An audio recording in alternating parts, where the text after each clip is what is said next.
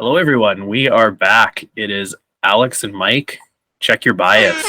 We are here once again. It's been an eventful late summer, fall, I guess we'll call that. In Canada here, we've got some new information to pass along. And obviously, with all these new selections to the national team and results from the different nationals later in the season, we've got some movement on the Power 20. So thanks for joining me again, Al. How are you doing?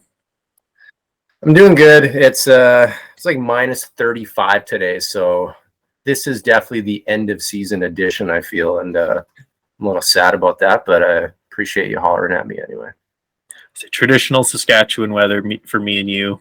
Not even 10 days into November, and we're getting minus 20 and about 4 feet of snow between the two of us, so it's going to be great.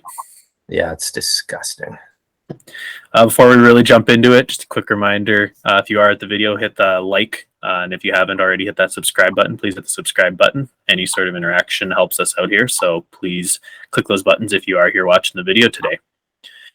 Without any further ado, let's just get right into it. Let's get into the ladies' Power 20, Al. Scotty's Power 20. All right. So I'm pretty excited for 2023. There's a lot of names that really emerged and kind of separated themselves this past couple of years, but we have a really encouraging youth squad, I feel, that really hasn't had a lot of depth over the years, and there's a few names coming up that I'm excited to watch for. But that's for another conversation. We're not going to reinvent the wheel too much on this go around because not a lot has happened since our last discussion 2 months ago. But number one, it's Jordan Koss. It's her world. We're just living in it right now. And number two, I'm still going to give it to Kelly McCarrahan because she got her senior squad renewal. And I really hope she watches this episode and goes all scorched earth because I placed her second. Because I feel like maybe deep down that would actually bother her that she's not number one. And it wouldn't surprise me if she did go scorched earth because she just loves winning. So we'll see what happens in that little flip-flop between 1 and 2 over the next few months. Number three, she's not moving. She was a senior squad selection, in my opinion, just by mere formality, in Jennifer McDonald from Alberta. And number four, Joanna Cooper, the Bronze Queen. Obviously, I say this in jest because making the podium consistently is actually really hard to do. She got another bronze at the indoor. That seems to be her repertoire these last couple of years, but the gold will come because she's talented enough. And then to round out the top five, it's Jackie Foster. For continuity's sake, she got her renewal with the senior squad as well. So we're just going to keep riding that Foster wave until it crashes because it's just still going. Any thoughts on that first five? I really don't disagree with anything you've said there. The movement is hard to really justify any sort of movement in there. Like Kelly, you probably are going to motivate if she is listening or hearing what you're saying. I could see Kelly just shoving it in your face and coming back with a vengeance and taking that number one spot away from Jordan. If it was me, I probably would be moving Joanna up to get 3 bronzes in one summer. I feel like that's a very impressive year to throw together. Yep. As much as you're saying it in jest, the Bronze Queen is a pretty cool name. So I'm going to allow her to be called the Bronze Queen without any sort of issues in that one. But yeah, I'd maybe move her up to 3 if it was me controlling the list. But I can't really fault any of the people in your top 5. You've pretty much hit the nail right on the head on all of them. So for sure. And Joanna definitely will for surely embrace that moniker forever. Definitely. Just kidding. I just see her in like a cool suit of armor or something like that, the Bronze Queen. So, oh man, she's gonna kick my ass.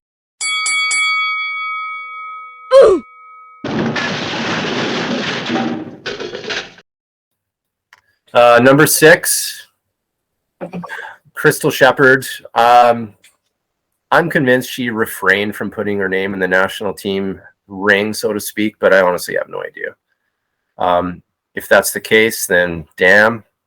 If that's not the case, then double damn, because that would just bum me out. Because I believe so much in her natural ability, but again, as we discussed last time, she's very intense, and continuity seems to be the theme this go around. Number 7, Leanne Shinnery, C. Foster Jackie. Not much to say here. She got her renewal as well. Number 8, just down a couple for no real reason, is Bailey Van Stein. She keeps her senior squad spot. She had a good mixed pairs event, as you brought up last session. Did she win was it the silver or the bronze? She got the bronze. Bronze, yeah, okay. Yeah, I hope her senior squad spot will matter. I hope she gets that chance because there's some opportunity here, in my opinion. And then number 9 is Emma Boyd. Kind of samesies. Although she is living abroad, I can say similar things. I've always been a little higher on Bailey, mainly because I've seen her play before. I haven't really seen Emma in action for quite a long time, so I don't really know what her game's about just yet. The best number of this entire ranking is number 10. It's a new ranking.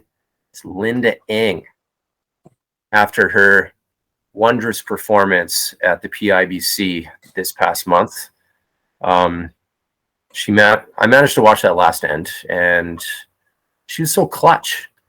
She was just I felt like she was just up there kind of rolling bowls to Jack for 5 or 6 bowls in a row and just taking that tournament away from Bobby Jean. So I really respected that. Perhaps the indoor is just Linda's specialty. We might not see much of a presence on the outdoor. I don't know yet, but I'll give her the benefit of the doubt until next season for sure. Any thoughts on rounding out that top 10? Not too many thoughts on most of the rankings there. Again, it's a lot of continuity or things staying in place from when you did the last list. Bailey did have a pretty impressive mixed pairs there. Her and Jake played pretty well to get themselves to a medal round, so it was a good showing on her behalf. For sure. Emma has a lot of opportunity, I think, this year coming up, living down in Australia. With the World Championships being down in Australia at the end of the year, I think she's got a huge opportunity coming up for her, because someone who's playing down there, that's probably as obvious of an opportunity as there could be. So I would be content throwing that samesies there, but it's one of those things where I bet the pressure is going to be a little bit on this year, because it's something where if she did get that shot, she's going to have to really show out to really impress some people. Yeah, and a lot of the ladies before her have already rolled on that kind of surface anyway. So I think it's going to be super competitive as to who makes the next big event, particularly World Bowls. But it's going to be exciting to watch. Number 11 getting bumped out, probably for valid reason at this time, is Priscilla Westlake. My only comment, mainly because she hasn't really been around lately, is Cher's Turn Back Time is just softly playing in the background. And we're just waiting to turn that clock back, you know? If I could turn back time. Anyway, the natural talent is just, it's there. And maybe she'll come back out. I don't know. We'll see. Number 12, I'm keeping Jan Robinson at number 12. I'm not certain she'll ever reach top 10 status. That might not even matter, to be honest. She likes bowls. She's won some stuff, and she always appears to be in the mix. She's a tough out, in my opinion, so I like Jan. She could move down this list if some other youngsters make their moves in this next 6 months to 12 months. But for now, I kind of liked her summer. Number 13, nothing changed there. It was Amy Spence. There's upside selection after her crowning U25 win this year. Can't wait to see more of her because her development is important now that she's won the crown. Winning the U25s is hard, especially in a deep field. I found that myself. You did not get there, but you were close.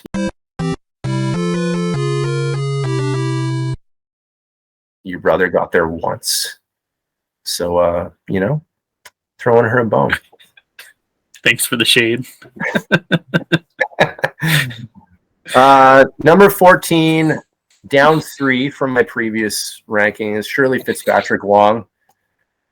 This could be the sunset, but I don't have a good track record on counting out wily Manitoban vets, so I'm just going to hold back a little bit on that downfall and just say that she's still super talented.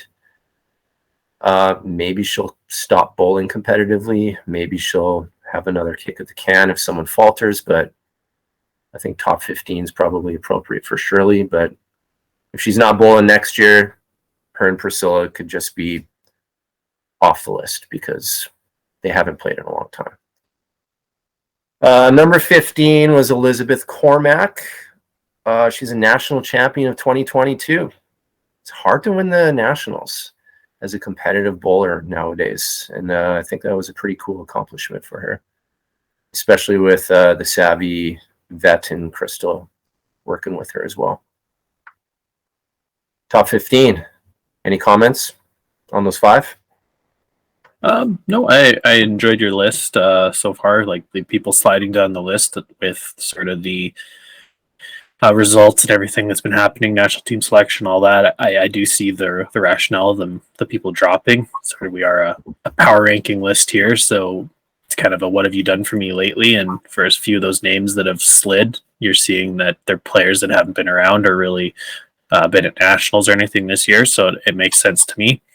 I'm quite excited to see how Amy does at the U25 Worlds coming up here. I guess it's about a month from now. So her and Owen are heading over to Ireland right away here. So it'll be exciting to see how she does there because puts up some good results or a respectable showing there. Perhaps your next list, you might see her sliding up a bit too. So definitely interesting to see what happens in the next few months here. Yeah, that's going to be quite the experience for her. She's going to find out very quickly where she needs to get to if she wants to consistently get to that international level. So it'll be fun to follow. I'm excited that we still have something left in the dead of winter. God, this province sucks. I'll round out the final 5 here. Number 16 was Bobby Jean Charlton. New ranking, basing this strictly from her silver medal at the indoors and the fact that she did win it last year. Is that correct? Can you fact check me on that? So getting back to the final is pretty impressive, especially on a quick surface like that. So she did pinch a little bit in that final end, I found, but she seems very comfortable, and I think that's top 20 worthy in my opinion. And I'm not moving Elaine Jones out of 17. Tom Brady once chanted, "We're still here" after a Super Bowl win. So I feel like that's what Elaine Jones just chants in the mirror every time she goes home with a national medal. And if she doesn't, I hope she starts because that'd be a pretty badass move. My next 3 are all new ranks. Number 18. I've never pronounced this name before, so I'm going to try, and I'm sorry if it's incorrect, but Song Sin Sao? Does that sound correct? Maybe? Anyway, rolling with Michelle Leroux. She was one half of a very dominating gold medal win at the Mixed Pairs Nationals. She's actually, to those who don't know, she's no stranger to the international scene because, to my knowledge, she was highly competitive in Thailand. And it would be awesome to see her barging through the door next year and making like a sudden move because no one's really seen her out in Canada before. So that will be something to look forward to next year. Number 19, Alexis Gallagher. I've been told that I missed out on Alexis in my previous ranks by an unnamed source. He's pretty mean. He runs a pod sometimes, but I trust him. So new ranking with Alexis. And then to round out my Power 20, it's Kira Shalo. Apologies if I butchered that one as well. But they had Joanna Cooper and Jen McDonald sweating in the Probs earlier this year. So I'm following that. Didn't know that happened until after my last segment. So I was glad that I got that little tidbit from you, Michael. And I'll be watching those two carefully too. I say, I don't think I'm that mean of a guy with putting those birds in your ear saying that they put up a respectable showing in the pairs and that you're a goof for not putting them in your list. But at least my my trash talk in the background finally coming through in the clutch. For sure. You're the meanest dude I've ever met in my life, though. So Perfect. It kind of holds up. Like, you want my comments on those final five? Bobby Jean, no surprise to see her there. She did very well. The indoor again, literally couple different scoring ends, almost defended her crown. Like, had a respectable showing at the World Indoor too in the springtime. So she's a great roller. Specifically singles, I think we've seen pretty good results over sort of the last couple nationals that we can base her off of.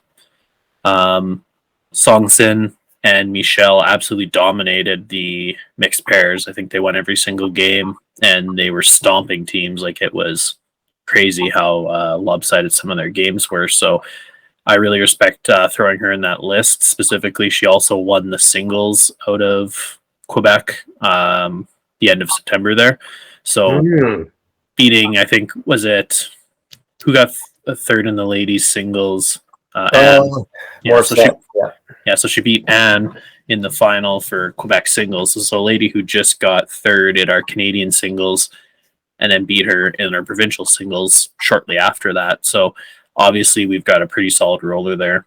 I think Anne was on your list last time. So it's definitely something where I'm excited to see if she potentially pairs up or gets onto some teams in the future here on the ladies' side and maybe blazes out of Quebec and stomps some people at nationals. It'd be cool to see.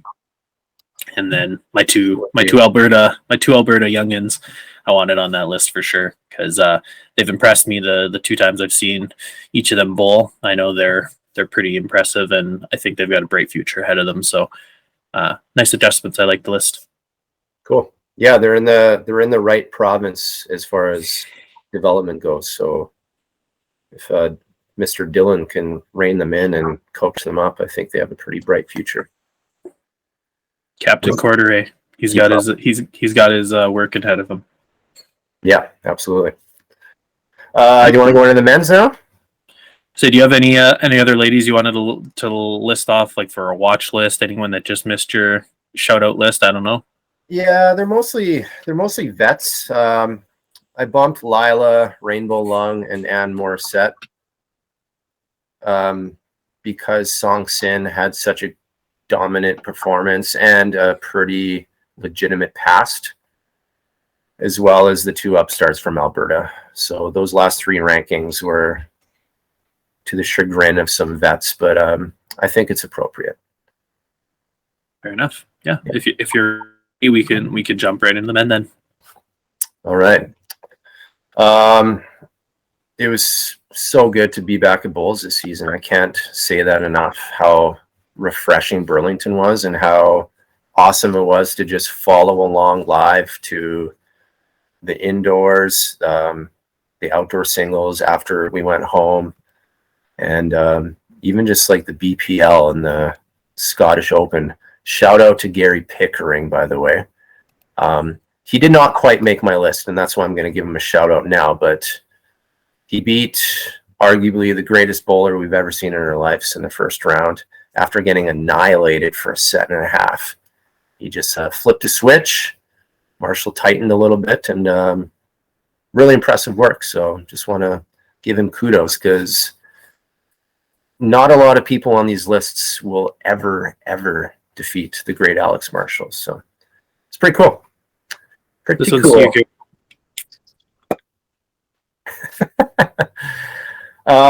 So I'll get into it. The last segment of 2022 will include a minor shakeup of the national team, which was recently selected, along with a truly dominant indoor championship performance. And of course, disclaimer, this list does not include players named Ryan Bester, because that would be boring and he would be at the top all the time. So number one, I'm not going to shake it up too much again with this top five, much like the women. I'm keeping Killer Cameron there. He did get his contract renewed for another go around with the squad. I think it's just time for him to make a little bit of a move next time out. I don't think his back is against the wall because he's got the talent. I think I just want to see Cameron, the star, emerge, and I want to talk about him more because I don't get to enough. Number two is the Birdman, Patty Bird. Although he did not get selected, much to my disappointment, he had a very dominating summer. And I just love Patty, so I'm not moving him down. Back-to-back golds, just great. Number three, Bobby Law. He will also be part of the senior squad still. They like what they see in Bobby. He appears to be taking that next leap after his Commonwealth Games experience. He's just got to keep it rolling, really. Stick to the basics, keep the confidence levels up, because there's a lot of dudes looking to take his spot one day. So he's just got to keep fighting and retain it. Number four remains the same as well, and that's Braden Campbell. In my opinion, I think he deservedly retains his spot on the senior squad. I think it's just a matter of time that he gets a shot at an international event. I'm very bullish on this dude, as I mentioned last time around. I think he's got the leadership skills, the charisma, and the clutch ability to make some big pulls happen. So Braden's cool. And to round out the top five, keeping Greg there. He's taking a sabbatical, but he did still have a strong 2022.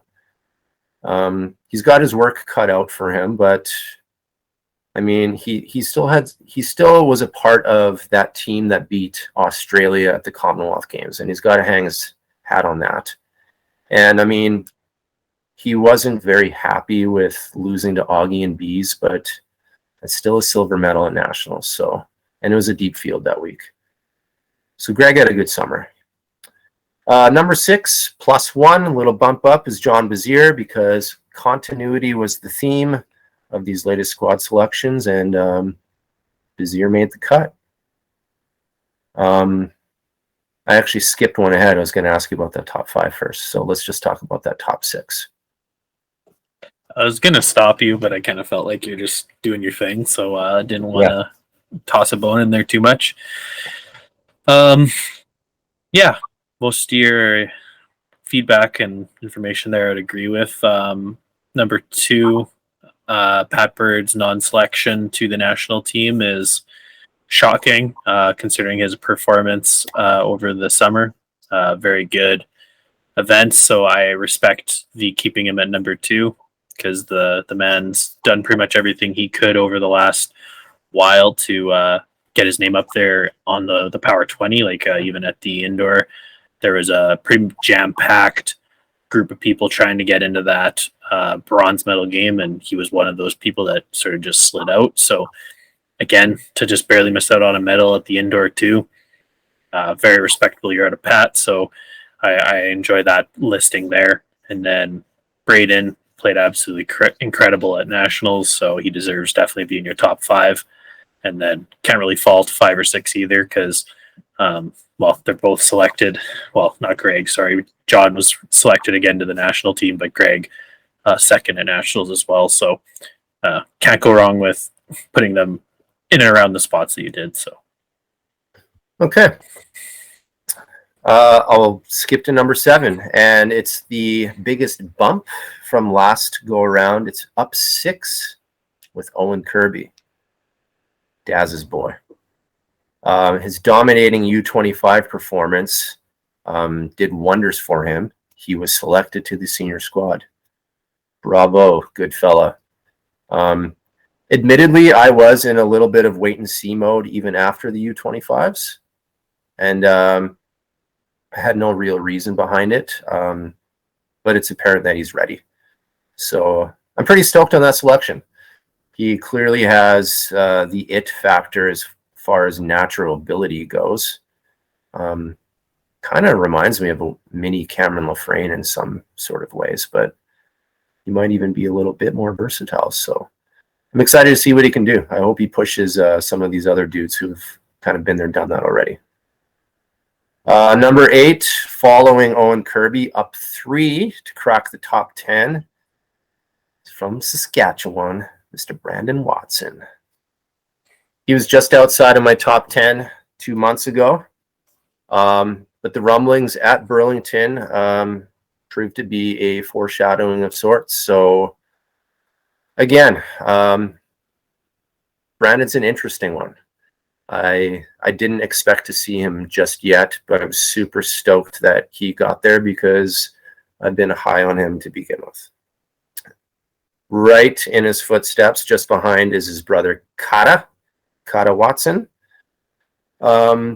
He did not make the squad, and that's cool. He's still a little younger. He's got room for growth. And he had a bit of an eye-opening week at the PIBC. I think he now can go back home, not worry about his result in Vancouver at all, but just know that he needs a little bit of refinement in some of those more specialized areas. And I think it'll just inevitably come for him. And then to round out the top 10, down 4, mainly because his year was over after Nationals, is Mr. Johnny Pituley. We'll see where things are in 2023.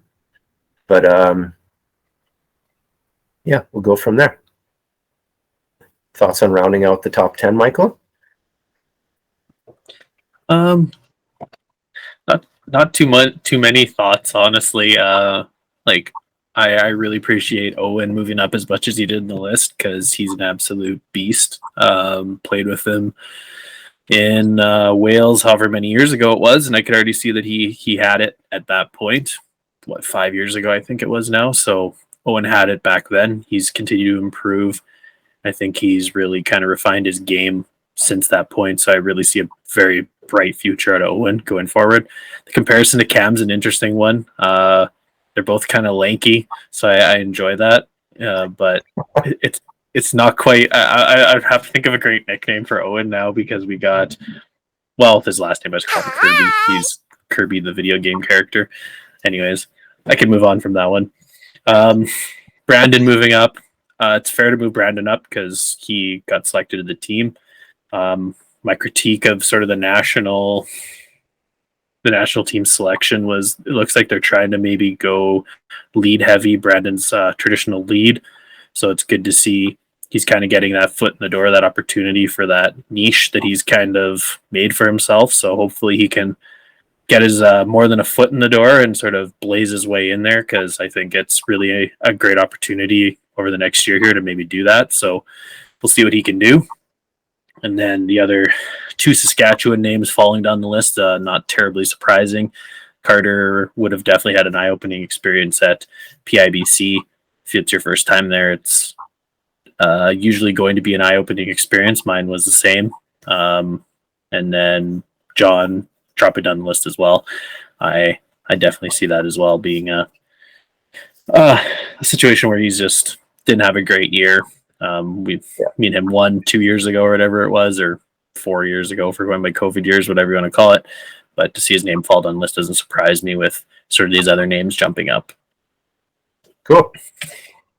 I want to bring it back quickly to Brandon for a sec, because he's an interesting case study, because some people historically he has been a front end bowler.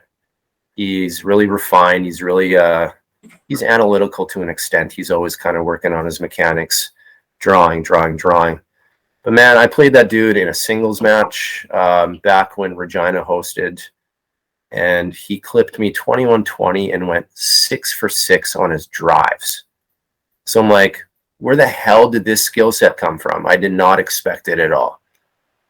So it's there. I believe it's there. He just hasn't had that reason or ability to showcase it yet. And I feel like being on the squad will now give him that chance to prove that he is a little bit versatile and not just typecasted as a lead bowler, so to speak.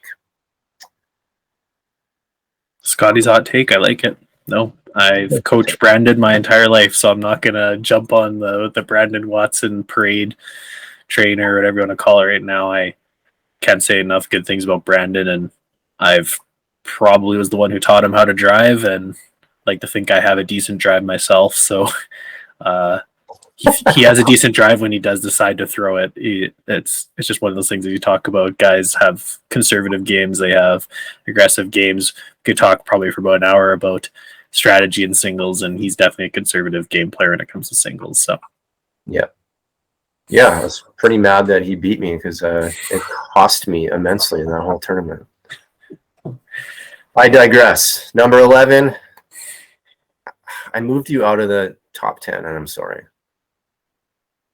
It's really I need to go down. It's the same reasons as Johnny, but again, you'll be back, baby. Number 12, new ranking. Jerome Kirby. We've been here before. He was a new ranking the month after he won the outdoor singles. Because prior to that, he was just kind of finishing 6th or 7th in nationals with random teams. So I feel like the last singles event maybe felt like a one-off for a lot of spectators. They were really caught off guard that Jerome was the one to win that event. But I feel like this time around at the PIBC, he was out there to prove a bit of a point. And I think he's proven that he's one of Canada's best singles players right now. He went undefeated, and it's not even his local indoor event. Or did he, you might have to fact check me on that. He lost a late one, didn't he? He lost his last round robin game. I got fact checked on the podcast. Yeah. Okay. The last one that didn't matter. Okay. Just about perfect. Yes. Yeah. I'm sure his head was really into that. Thank you for correcting me. But still, truly impressive feat. He probably could have been challenged a bit more in that final. We'll talk about that a little bit more in this segment. But putting him at number 12, I wish him well in his international extravaganza, and I hope he gets a team together for Manitoba, because no offense to the squad they put out this year, but they just weren't really competitive on the men's end, and I feel like Jerome would be a great addition to the Nats, just continuing to up that ante a little more. Number 13, down 4, Mr. Eric Gallipo. I have to remember that this dude's still only 21 years old. He's a young buck. I'm encouraged about what he's done up to this point, but he's got a bit of work to do. But again, as I mentioned last time, I'm high on his prospects as well. 14, down a couple spots just because some dudes made some moves this past month, is Derek Mackay. I don't know if Derek put his name in the national team hat either. Regardless, he had a great summer, and he should be happy about emerging out of the depths of Ontario, because it's kind of hard to do. But I mean, he proved that he was one of the better bowlers in Ontario this year. So, and then number 15, I'm keeping John McDonald there. He rolled a lot this year. There's still a bit of room for growth, but he's been in a lot of important tournaments. He won the gold with Pat, as we know.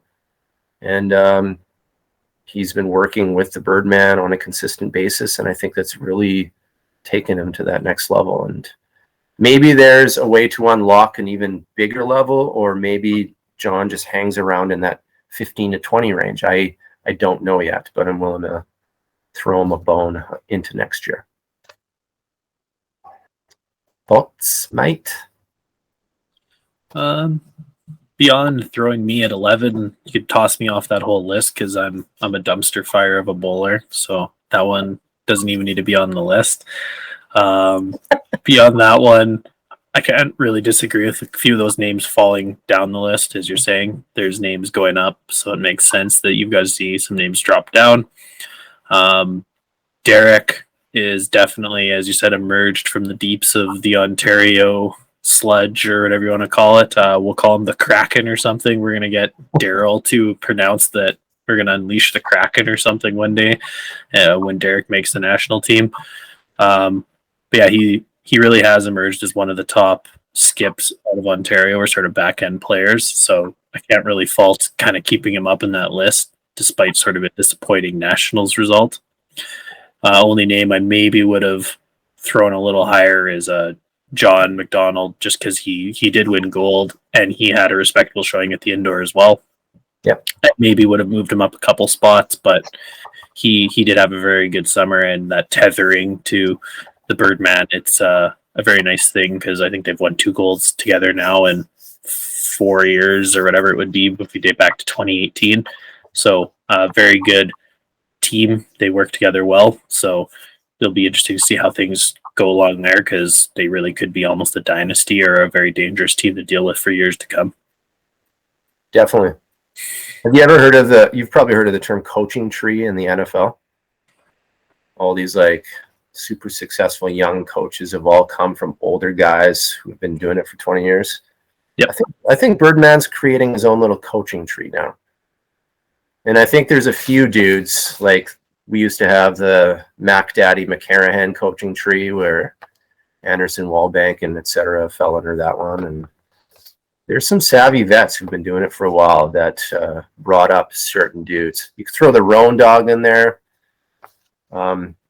more indirectly with myself, because I live in a different city than him. But Keith was a big influence on my game growing up, so I knew I had to beat him one day if I wanted to get to nationals. So it's just interesting. Everyone kind of comes from a savvier vet if they're younger right now.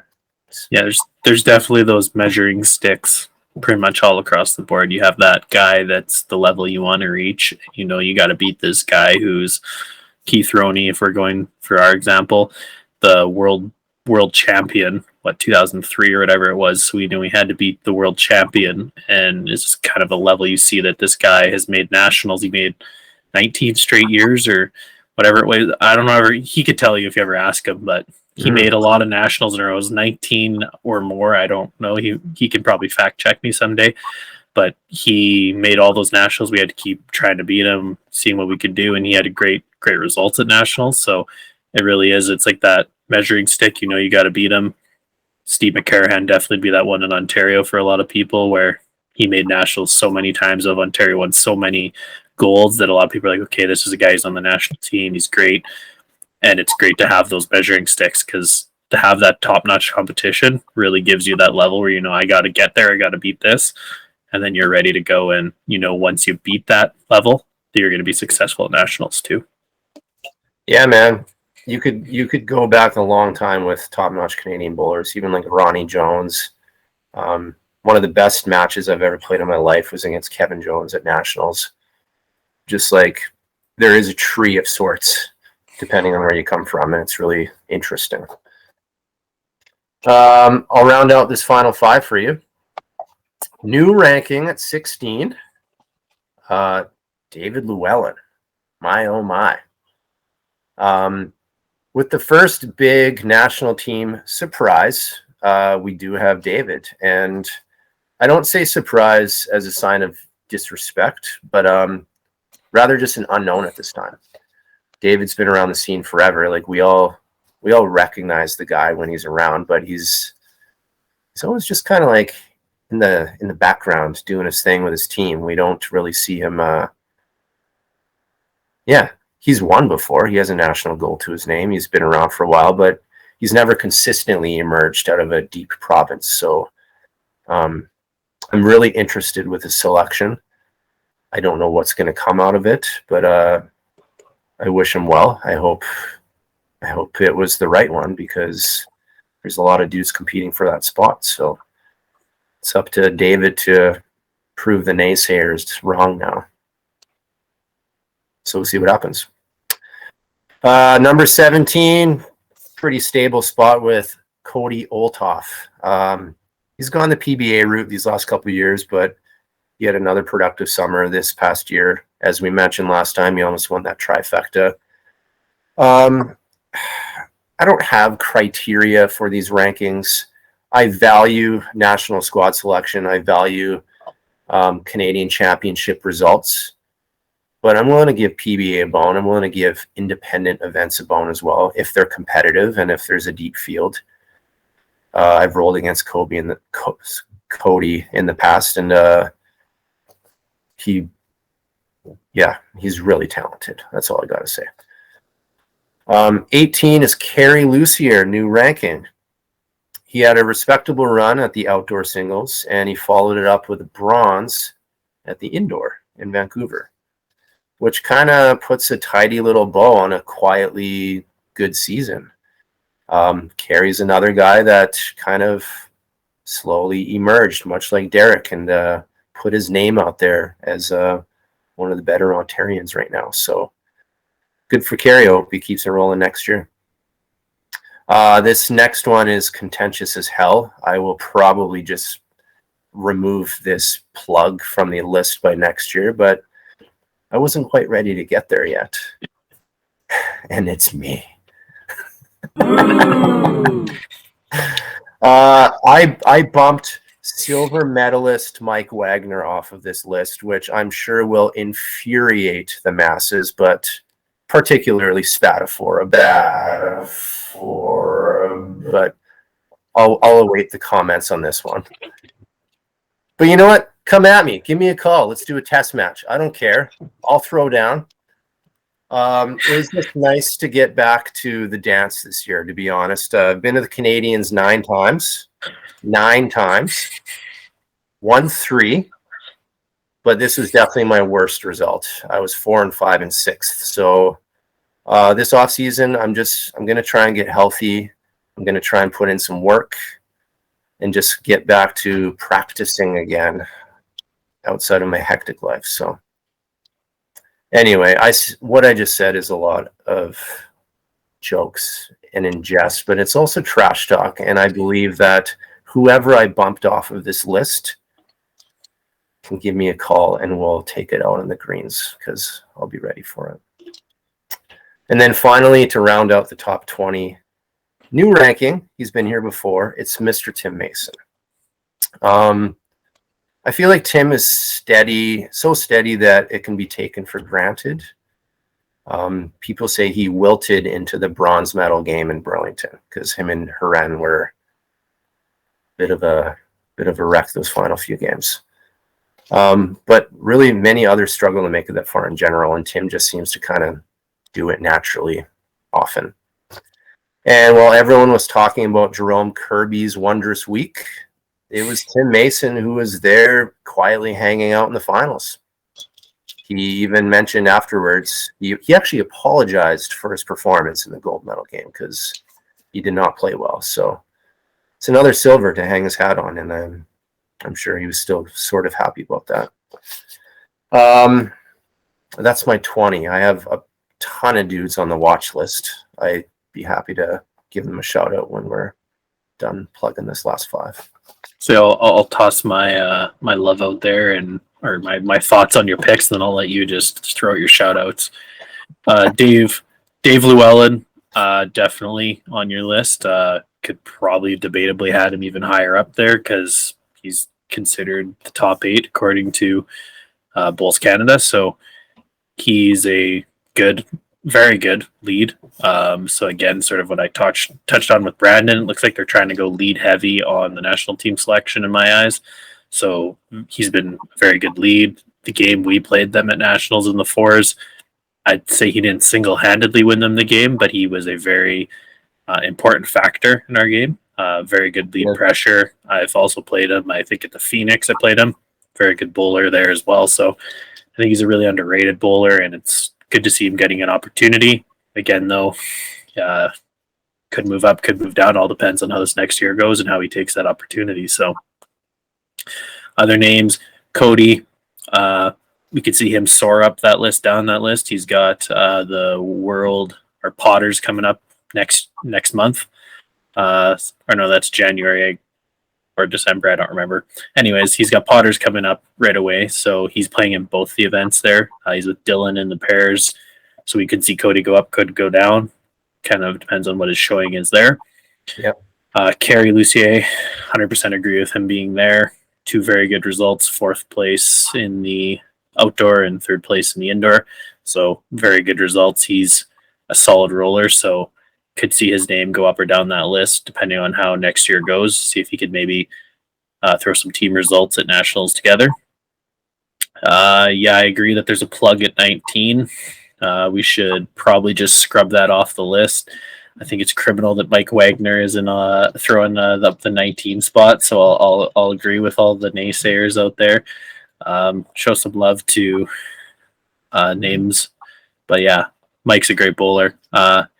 You got some love. You got some work to do next year, Scotty. So you want to say take it out on the greens? Let's see you soar up that list next year, buddy. And hey, Tim, you'll be there with me, so we'll do it together and justify our ranks. yeah, me and you can make an image next year where we're high-fiving up in the top 10 or something like that. Yeah, or alternately, we hold hands and go into the dank depths of top 50. Perfect. Works for me. Either one works. Yeah, I enjoy I holding. think we should do it together, though. I enjoy holding hands with you. It works for me. Okay. Tim, I agree with Tim at 22. Tim had a respectable week there, although he's probably disappointed with his finals. Respectable bowler, 4th place and 2nd place. You can't really fault him being in the top 20, so good on you there. Throw your love. I know you got lots of love coming. I got a lot, and it just really tells a good story of how healthy the men's field is in Canada right now. And yes, Mike Wagner, I like you a lot, man. I'm just kind of clowning around today. You had a far better summer than me, so I expect probably by January 1, 2023, I'll just scrub my name off entirely and start fresh and try and get back in there. But I like you a lot, and you're a great bowler. So Francis Stand-in, obviously he's a watch list, being part of the Birdman protege.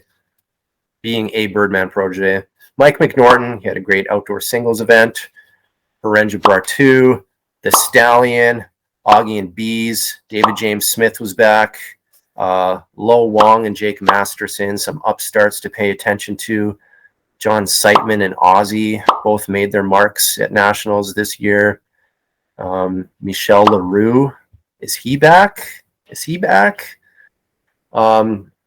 Oh man, who's that other Quebec player that I think he won the singles in provincials, and he'll be playing at nationals next year. He's an old Devlin. John Devlin.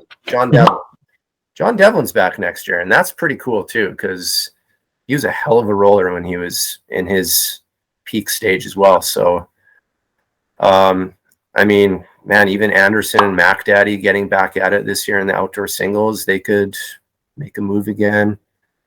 Chris, barring his health and whatnot, I hope to see Chris Statnick back in the game competitively. There's a lot going on, man.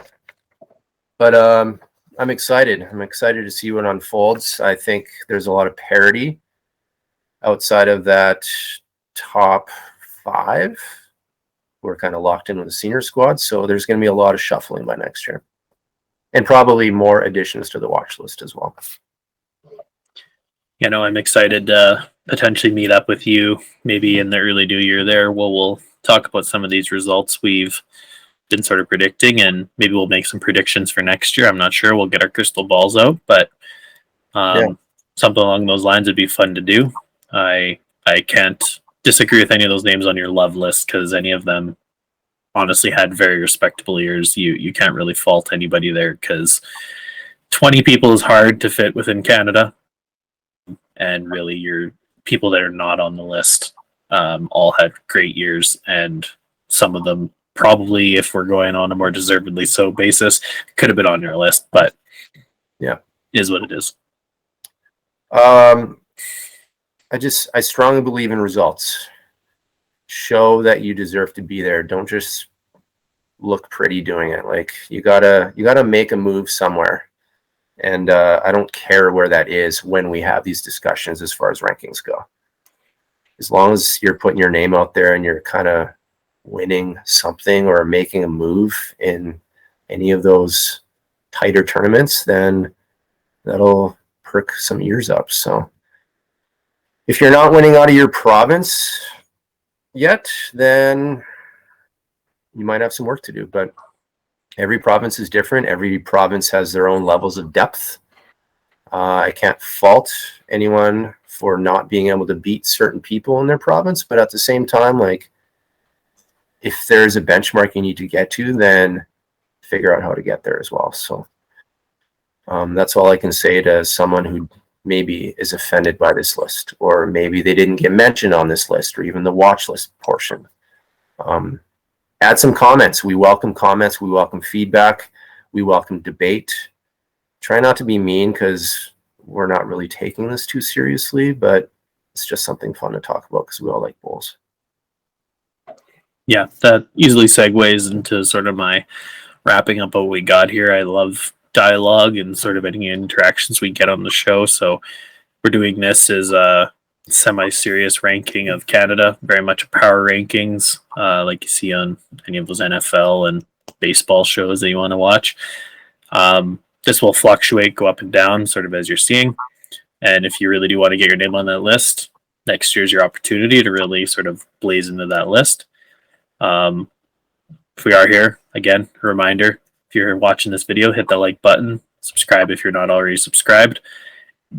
All that really does help us. Any sort of interactions moves us up in the YouTube's algorithm, and we can move things forward and maybe have some better content for you down the line. So thanks for joining me, Scotty. I really do enjoy it. Likewise, Padre. Thank you. And with that, mail your bowls, be touchers.